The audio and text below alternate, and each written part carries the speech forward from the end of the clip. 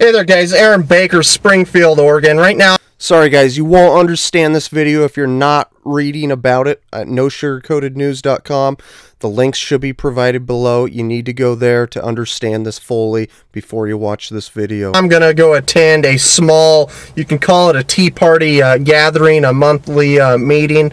The group is actually 912 Lane. I'll put links below so you can find all the information. I encourage anyone out there to join a local tea party group or a 912 group, something like that. It's nonpartisan, so you know, it's not like, and this is definitely a grassroots group. It's not like that so-called national group, the Tea Party Express or whatever, that had their hands tangled in that CNN debate the other night, which was a real joke. So that's a bad representation of what this really is here.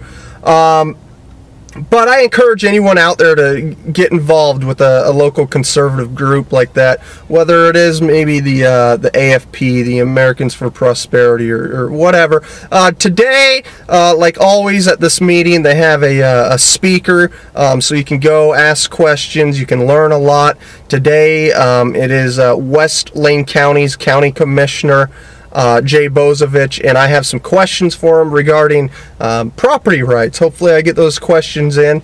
For anyone in Lane County or Oregon, go ahead and join the Lane County 912 group. Put the links down below.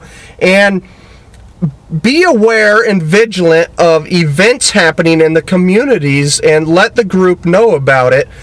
Put the events on the website. There's a great way to post events so that people know about it and can show up. And I'm not sure if the group really cares what it is, as long as it is some relevant in some way, and the web monitor would post it if he believes it's relevant. But I'm gonna go try to get some questions in here.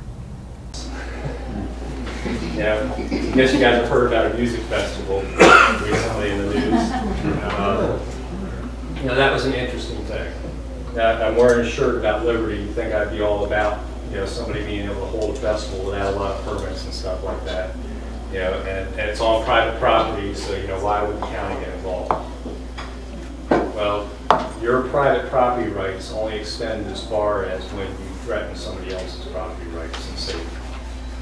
And their failure to obtain any permits or show any plans for fire safety, sanitation, safe drinking water, everything else that's involved, traffic control, security, you know, basically was putting all those neighbors and anyone that attended, you know, the public, the general public that attended this, in jeopardy.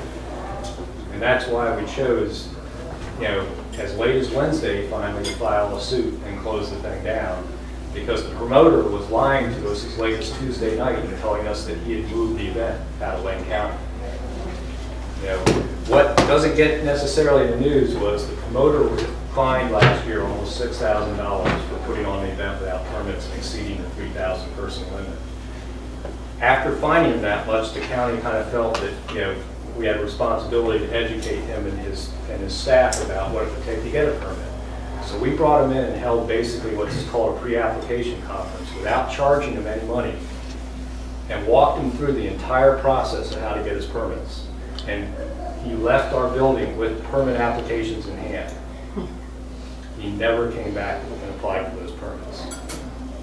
Never made an attempt to actually get the permit, even though he told the news he tried to get a permit. His version of trying to get a permit was a couple phone calls in the interim, kind of trying to clarify the 3,000 person rule, and the 90-day rule, and a few other things, looking for loopholes. But he never, you know, all he had to do was apply for his permits. Far less costly than the $5,000 some odd dollars we charged him last year. And you know, here we were at the red flag warning as far as fire danger goes. You know, last year we had at least 14 ambulance responses to that time. You know, we backed traffic up on the Highway 36. Several of the responses by the Triangle Lake Fire District couldn't get down the Swamp Creek Road because it's only 16 feet wide. And when it was backed up with cars, how do you get an ambulance up and down? You know, so it was just, it's fortunate, it's fortunate we were able to limit it to the number of people that managed to get in before we closed the road when we had the judge's order. But it's really fortunate that those people that did get in there didn't start a fire, and we didn't have a problem out there, because it was a disaster waiting to happen. And that's the one time I think you can step in and say, you know what, government's got to have a, you know, a light hand when it comes to people being able to do what they want with as few permits and regulations as possible. But this promoter and this property owner, we're going to endanger a lot of people and millions of dollars of timber. Private timber, you know, Weyerhaeuser owns most of the land around that site. And that property actually backs up the Weyerhaeuser, BLM, ONC lands. And the ONC lands ultimately are what help fund the county.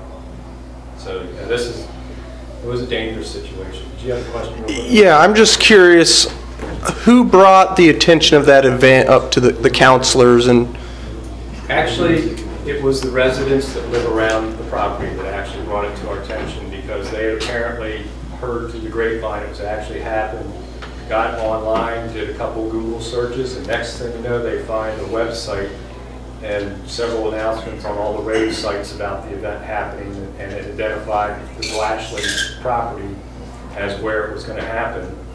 And they also was a Facebook page that had over 6,000 people checked his attention.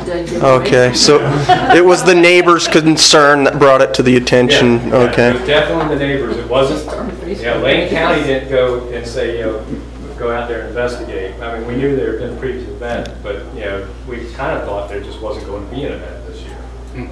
Until the neighbors brought it to our attention that it was happening anyway. We contacted the promoter, and the promoter basically lies to us and says, oh, it's not going to happen in Lane County.